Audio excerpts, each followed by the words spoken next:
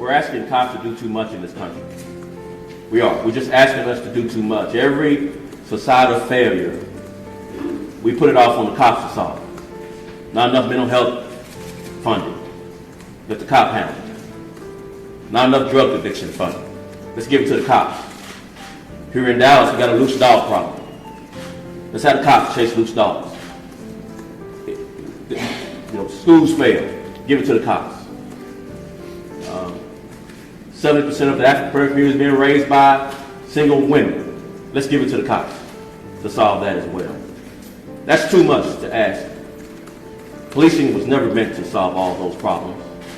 And I just ask for other parts of our democracy, along with the free press, to help